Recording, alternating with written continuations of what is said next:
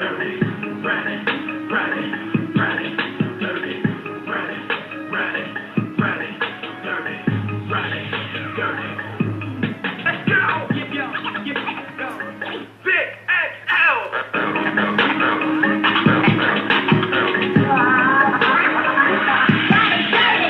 And just like that, once again, it's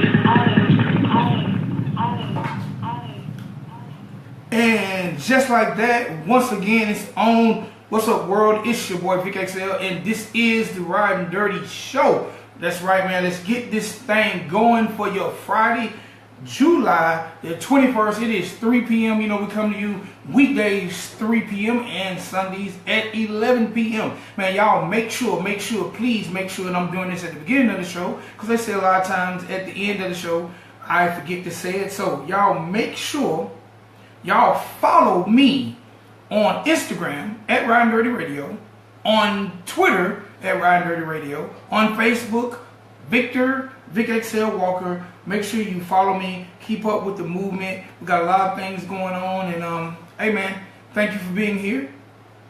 And we love providing what we call this service to the community. All right, y'all know each and every show is proudly brought to you by the good people at Dr. Juice Cleanse. That's right. Dr. Juice Cleanse is a all-natural cleanser. They promise if you follow their very easy steps, very easy steps. Hold on, let me get me a little something to drink. This ain't necessarily Dr. Juice Cleanse I'm drinking, but if you follow their easy steps, you can lose 25 pounds. That's right, 25 pounds in just 10 days. Now tell me who would not like to lose 25 pounds in 10 days? I know I would. But Dr. Juice Cleanse, it helps stops stress relief. It eliminates a lot of toxins and mucus in your body. It helps provide healthy colon enhancement. I'm talking about this product does a lot of amazing things. And not only is this a really dope product, but the product is also brought to you and created by one of our loyal listeners and family supporters, my man Young Lone, former rapper. Actually, he's still a rapper, but this product is him and some of his people, and they're actually providing healthy solutions for the community. So don't just believe me, because I don't lie to you guys, but don't just believe me. What I need you to do is rush, hurry over to drjuicecleanse.com and find out more about the product. Let them know you heard it on the Ridin Durty show, and order, and see how if you mention Ridin Durty, you might get a little discount, something. People, we like discounts. I like discounts. You probably like discounts. So go over to Dr. Juice Cleanse, find out a little bit more about the product, find out about our sponsor, and potentially become a user and start feeling good about yourself. All right, today in celebrity birthdays, there's not a lot of birthdays on July 21st, but I do gotta say happy birthday to Damian Marley. That's right, Damian Marley turns 29 years old today, so happy birthday to him. Also, in local birthdays, I gotta say happy birthday to a wife of a good friend of mine. Happy birthday to Ronnie Saunderson. She is actually the wife of my man Steve Saunderson of the group Fatback. So happy birthday to her. Hopefully she's enjoying her birthday today. Also, I gotta say happy birthday to a very good friend of mine. He's been doing music a long time. If you follow the rap game by Jermaine Dupri, he was featured on this season's rap game. His name is King Roscoe. So definitely happy birthday to my man King Roscoe. I'm not sure how old Roscoe turns today, but happy birthday to him. And keep doing your thing, boy. I can honestly say King Roscoe is a very good dude. He started doing kid shows with me, and he's just a kid himself. He might be 12, 13 today. I'm not sure. But happy birthday to him, man. Hopefully, sir, you are getting what you want out of the day. All right, now, real quick, celebrity news. This has been a very odd week. Very odd week. First, this week, on a sad note, if you're a fan of Linkin Park, or you don't know Linkin Park, remember Jay-Z doing the mashup album with a group that was Linkin Park, and the leader of Linkin Park, Chester, committed suicide yesterday. He was 41 years old, so rest in peace to him. O.J. Simpson was just granted parole yesterday. So by October, OJ, after serving 9 years, will be home. bringing new meaning to the term by Tupac, free all day like OJ. So, welcome home, OJ, when you come home. Also, this week we found out that, and this can't be a surprise to anybody, but allegedly, Mr. R. Kelly, Chi-Town's own, I gotta pull me a little something for this, is holding women and got a sex code. Now, tell me who's that shocked. Now, the one thing that shocks me is all these women are overage. But who was shocked when they heard that R. Kelly had a sex code? Who was shocked about that? Not me. But anyway, allegedly, because this has not been proven, no charges have been brought, but they say basically R. Kelly got 2 sex fund houses, one in Atlanta and one in Chicago. Go figure. And lastly, we found out this week that my man Usher gave $1.1 million to a lady to not expose to the world that he gave her herpes. Now, and I'm going to say this before I bring my guest on. I got a great author on. There's a lot of y'all out here got herpes for free. So I'm sure some of y'all would have liked to have got that $1.1 million. $1.1 million, herpes, don't tell Usher gave it to you. A lot of y'all would have done that. That's a come up to some of y'all. Some of y'all would have done that. Go figure. But shouts out to them, man. Everybody keeping the news interesting. You know, we got a lot of other stuff going on in the news, but I'm not going to get into it. And the reason I'm not going to get into it because it's a 30-minute show. And this show is all about my guests. So, ladies and gentlemen, boys and girls on the line, and y'all love it when I love when I talk to authors. I always say books or the new mixtapes. So, ladies and gentlemen, boys and girls on the line right now, we have Mr. Eric Reese. What's going on, player? Yo, what's up? Big shout out to the state. Love y'all. This is down there, man. Good people. How you doing, Vic? Man, I am doing good. How are you doing, sir? Holding up. Trying to down too. All right, let's get this thing started. Mr. Eric Reese is from where? I'm from Philly. Woo! So I gotta ask, man. Because a lot of times I'm from a small town called Griffin, Georgia, which is 30 minutes south of Atlanta. I spend majority of my time in Atlanta, but I'm from Griffin. So a lot of times when I hear people from other places, different things go through my mind. Like when I talk to somebody from Jersey, the first thing that goes through my mind is, can they steal a car? So when I hear about somebody from Philly, especially a guy, the first thing that goes through my mind is, do you got one of them big ass beards? Oh, come on, man. You know that's the trademark, dog. You know, that's the way it is. So Eric Reese has a Philly beard, or at one point in time you have had a Philly beard? Nah, I stopped my Philly beard. Regardless of where I go, you know, I got my beard, and that's just, you know, a symbol of where we from. All right, I gotta ask, why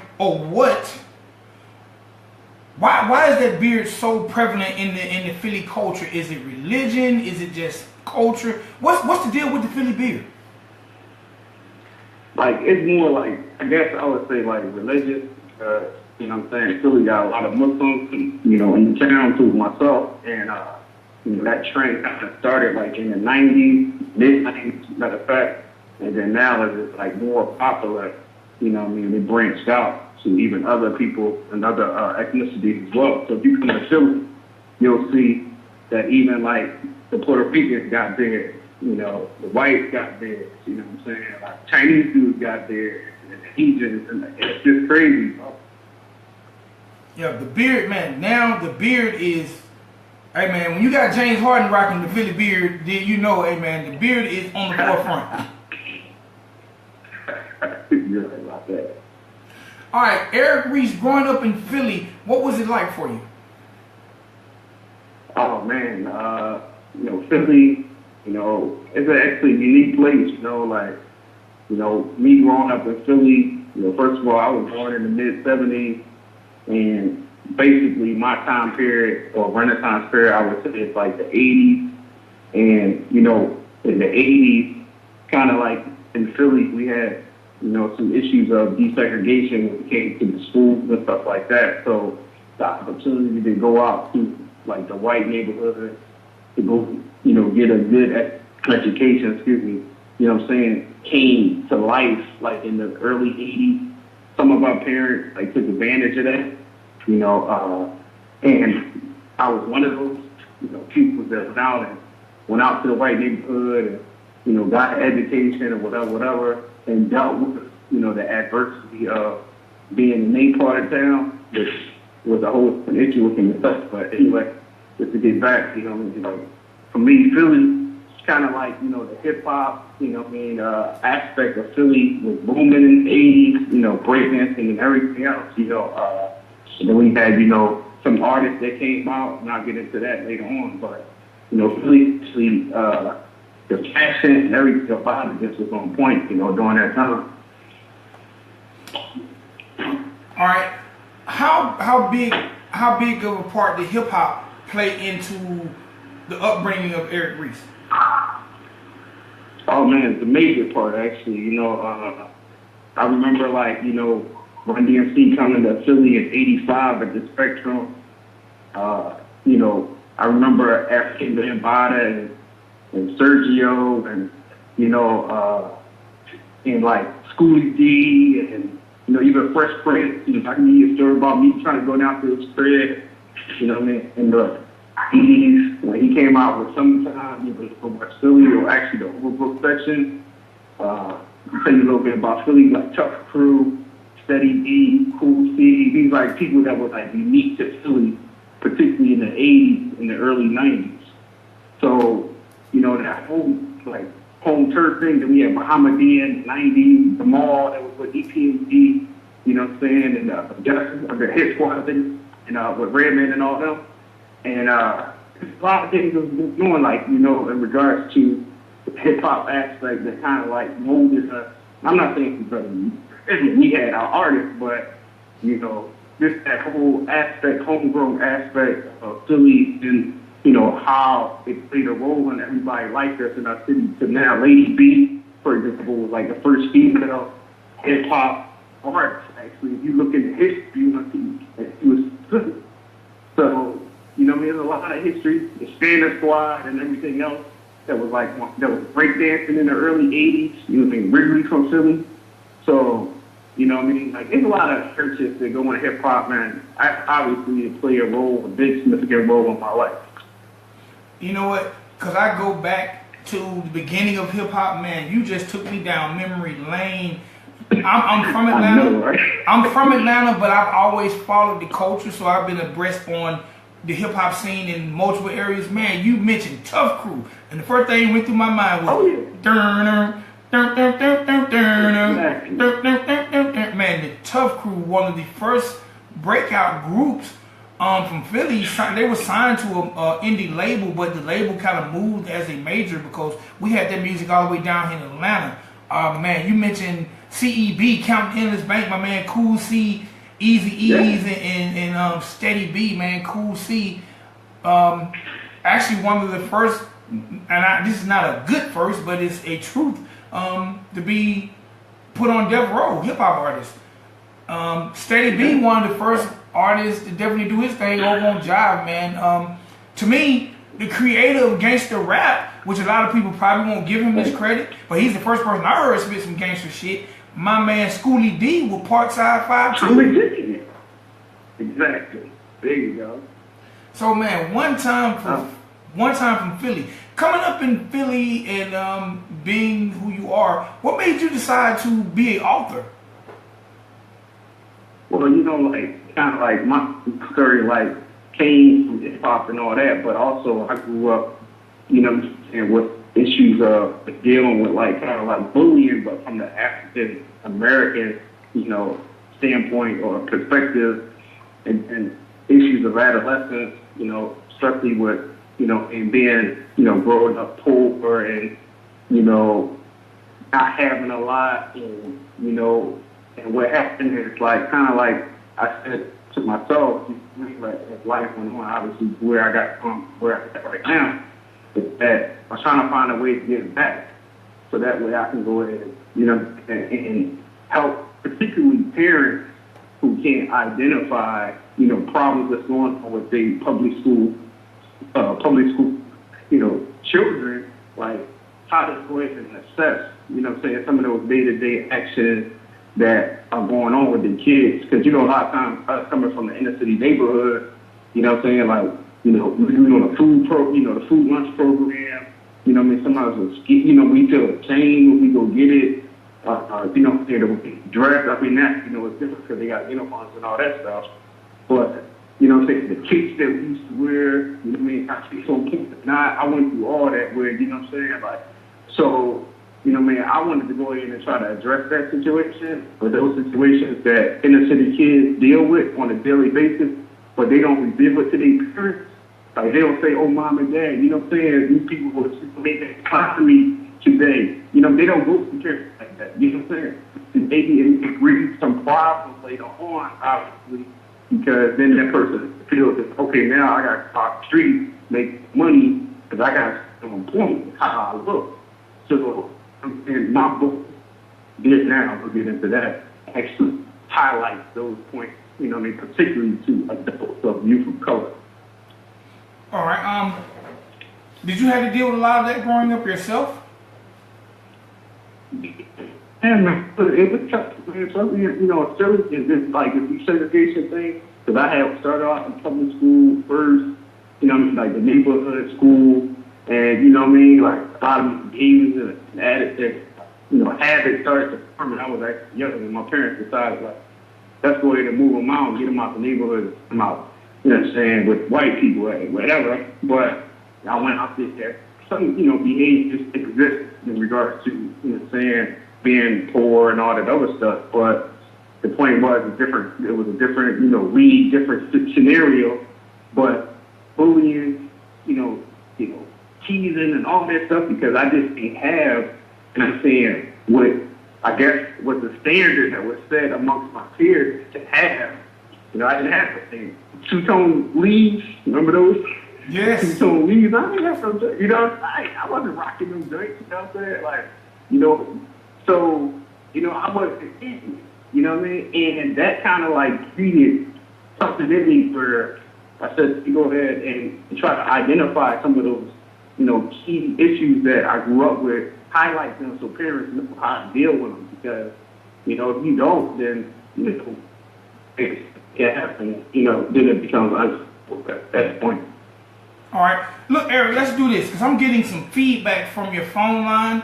I'm going to play a quick song for about a minute and a half. Let's see if you can clear up that feedback, and then we're going to come back, because I want to talk to you about all these books you got, these short stories, and when you start doing them, okay?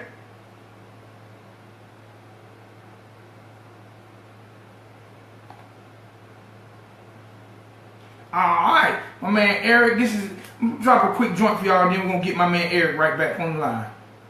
Right here on Ridin Durty Show. Mama used to tell me that I'm young and my life is only beginning, and my way of thinking was changing. I'm like, my mama's tripping, check this out. I'm in the car with my baby girl and we chillin', daddy, all the time. Yes, I rhyme, running my business, ready, you're playing this about that number one set. Changed it and the other say he invented the man. So I'm with the top 40 and damn it, I should be thinking, singing about kissing a girl and how she like it. What the change the damn station while I'm roaming. Now I hear somebody saying sex in the morning. Looking at my baby, see her looking kinda strange. And she wonder why the neighbors know this game. Change the station here. In with me, if you're f***ing with me, let her put her hands in your pants to be my little friend. What the hell is going on? I feel like fighting. Children get younger and younger. I hear running around, getting your son hate football. Never liked toys, but he loves school gym, cause he really likes boys. Now I done a couple songs that I didn't wanna make, and the one I hate the most is even on this mixtape. Ain't nobody talking protection, but I want to remind you, ain't to drop it faster than the swine flu. Like we living blind, outrated out of our minds. The parents wanna be kids, the kids groping for time, and the radio ain't helping. TV is full of and them folks on the internet need they kick. Look. And start drama, nobody told them. You wonder they might be somebody mama. Little boy wanna be rap Rappers get high and slang dope. How the f*** you gon' be leaders when you in the hand of them folks? I'm just one motherfucker here to take a whole nation to teach our kids the proper way to sex education. Sex education, my man, homeboy. Still got my man Eric Reese, author extraordinaire, on the line on the Ridin Durty show. You back with me, Eric? Yep. All right. All right. So, how long ago did you start to embark on this writing book journey of yours? Because you have a lot of stuff out there. I would say since like 2010, you know, because I had did some travels. I was in Dubai, and that's when I actually started to, you know, go ahead and gather some momentum to try to go ahead and start recording and writing down, you know, some of, you know, my experiences and past events that I had went through. All right, I gotta ask this, and there are a lot of African American and urban-based authors out there, but you know, it's always been said that you want to keep it from a black man, put it in a book. What made you decide? What made you decide to write and feel like that you can put out a product well enough that'll make our community read? That's just in question, actually. And, you know, obviously, you know, short but sweet, that's the way it should be. I mean, obviously, the attention span of individuals in this time period is far less than what it was, you know, when we were coming up in the 80s or whatever. So I try to, like, target readers who they want short reads, real information, you know, straight to the point, and, you know, it's like my focus, and every time I write something, it's like kind of like direct, blatant, and straight to the point, but I keep it real, you know what I'm saying, so that way, you know what I'm saying, there ain't gonna be no, like, you know, sugarcoating some of the stuff that I said or whatever. And us African Americans, obviously, we like to read. You know, you go on Amazon, you see like on urban fiction and everything. I mean, people are, you know, really hitting it up from our community, which is mainly fiction. But when you go to nonfiction, then it's like kind of like it tenders off. I mean, you know, the numbers in regards to authors are concerned. So, you know, just try to keep it real and keep things concise, you know, and so that way people don't feel, oh, this book is so overbearing, too many pages or whatever. No, give you something that you can read in a night or two, reflect on, you know, and try to implement its lessons. All right. What was that first piece you wrote, and what was it about, and what was the title? The first piece I wrote, Veteren Down, Volume 1. That's what I was talking about previously, where, you know, describes, you know, an upbringing of an African American, entitled in the book Little E, and basically he's growing up, you know, with his with his stepmother and father after, you know, separation between, you know, both spouses previously. Then, you know, it highlights like some of the events that were taking place, you know, in the 70s, late 70s, you know, some, you know, TV and all that other stuff, and then into the 80s where it gets more into that hip-hop center. But, you know, in Philly, we had that Moose tragedy that took place in 85. That was, like, really a significant event in our city. So a lot of things started to change, you know, during that time period, and I expand on those events leading up into the 80s, the tough crew that you mentioned, obviously in the late 80s, and into, you know, the early 90s, and I go forward in the volume that comes after. All right, there's something I always wanted to know, especially about authors. Like, how do you go about picking your covers? I'm actually right now on your website, and man, these covers make me want to read these books. How do you go about picking your covers?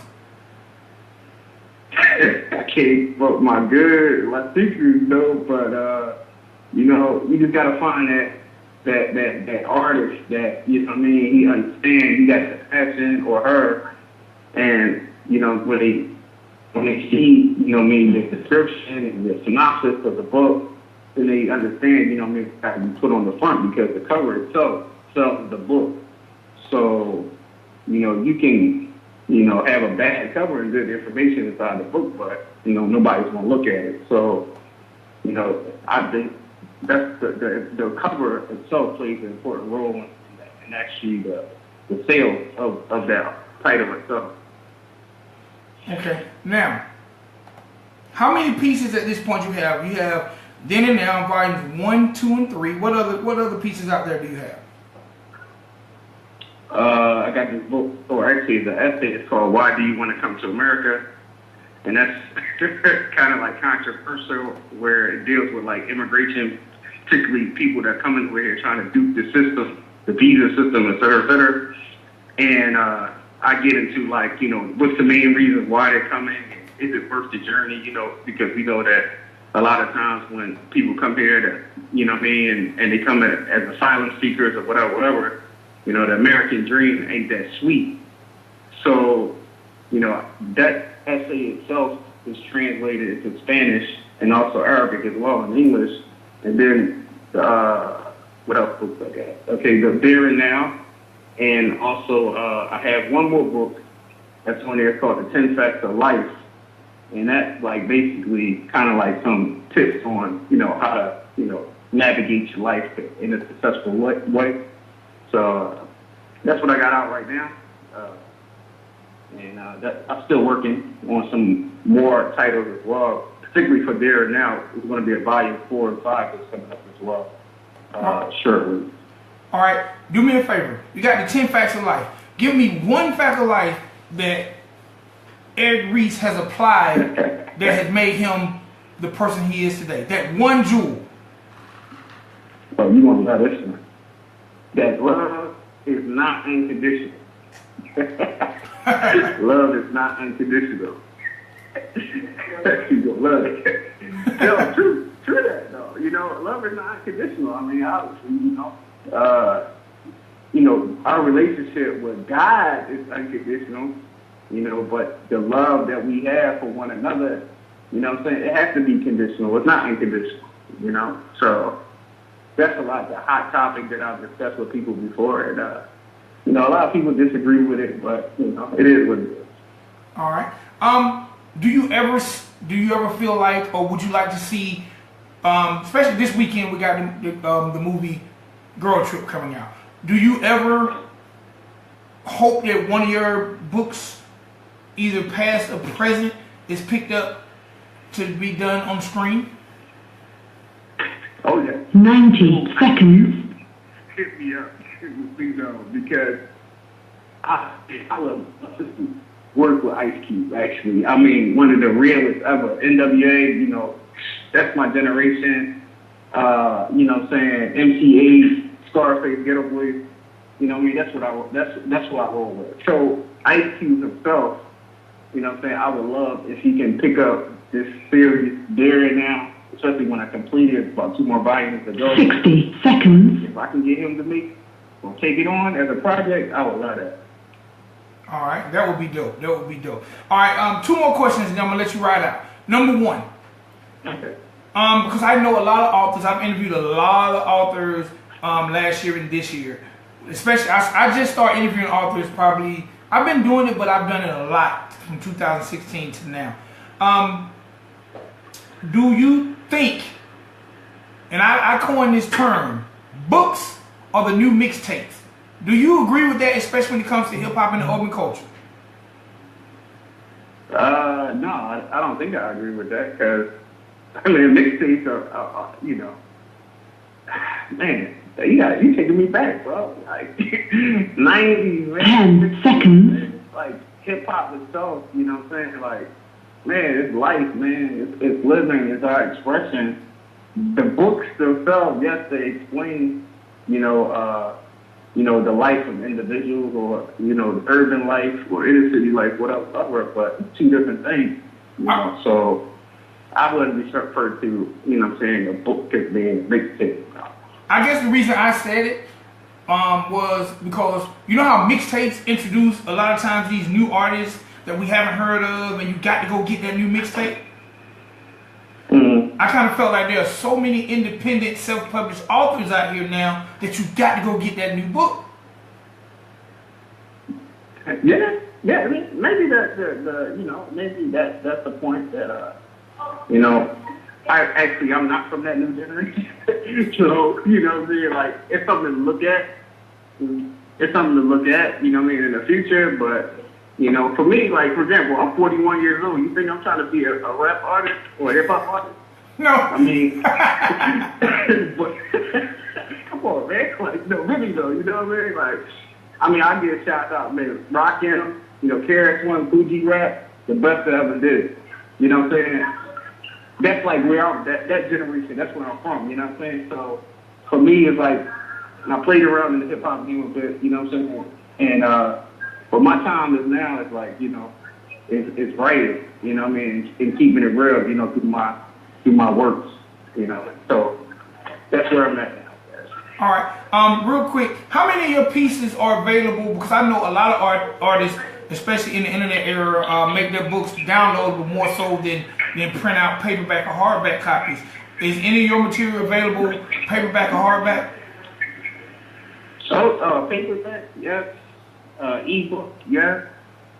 Some audio books, not for there and now, but, you know, my essays, there are some audio books for those essays that I wrote. But generally, because, you know, now the ebook phase has taken over more than the print phase, then you kind of like try to like target more ebook readers. So yeah, Amazon, iBooks, Nook, you know, Scrib, you know, all the major platforms is where you're gonna find There and Now, and you know, other titles like Why Do You Want to Come to America, and The 10 Facts of Life.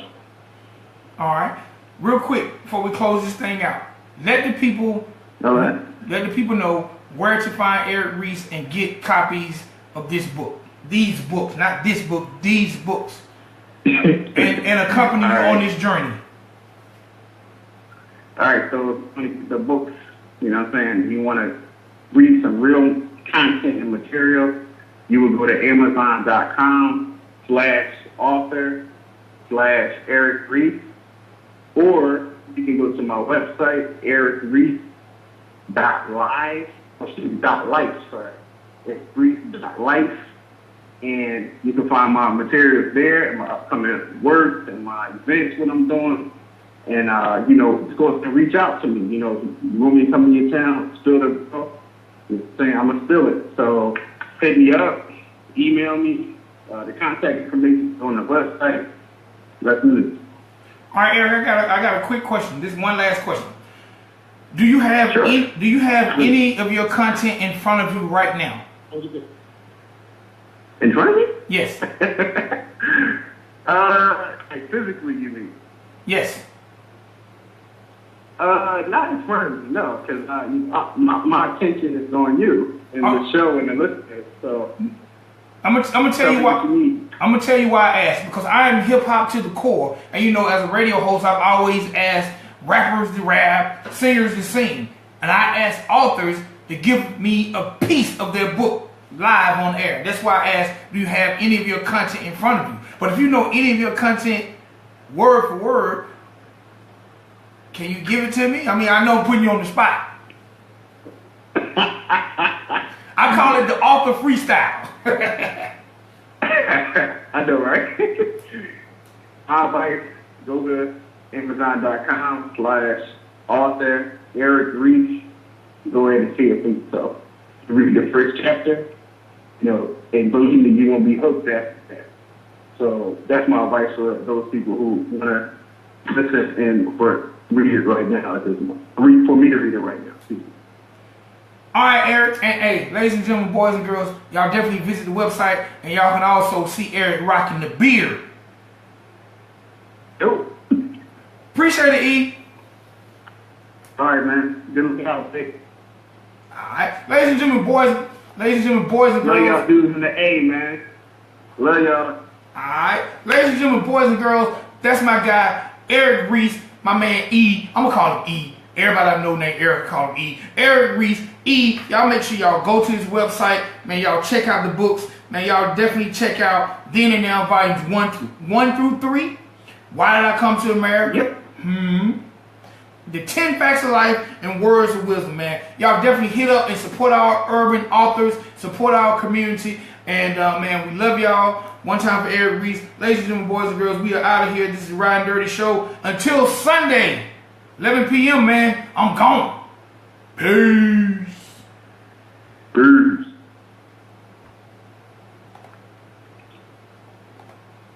Thank you for using Blog Talk Radio.